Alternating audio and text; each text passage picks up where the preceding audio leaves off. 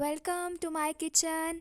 बिस्मिल्लाहिर्रहमानिर्रहीम। अस्सलाम वालेकुम माय यूट्यूब फैमिली। आज मैं आप लोगों के लिए बहुत ही स्पेशल सहरी कबाब बनाने जा रही हूँ, जिसके लिए मैंने हर घर में मौजूद अज्जा का इस्तेमाल किया है।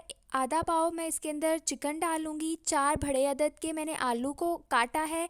आधा चम्मच काली मिर्च, 1 चम्मच नमक और 1 कप मैंने दूध का लिया है और आधा कप मैं इसके अंदर पानी का डालूँगी। और अभी सारा सामान मैंने इसके अंदर डाल लिया है और इसको अच्छे तरीके से बॉईल करूँगी। जी ये बॉईल हो चुका है। अब मैं इसे मैश कर रही हूँ। मैश करने के बाद मैं इस कबाब को इनकी शेप दूँगी। शेप देने से पहले इसके अंदर जी मैंने ये धनिया पाउडर डाला है। धनिया पाउडर डालकर इसे अच्छे से मिक्स करेंगे। ये मैंने कबाब की शेप दे दी है।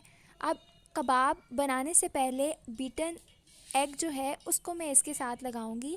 उसके बाद मैं 1 कप ऑयल को अच्छे तरीके से गरम करूंगी। ये ऑयल गरम करते हुए उसके अंदर मैंने कबाब डाल दिए हैं।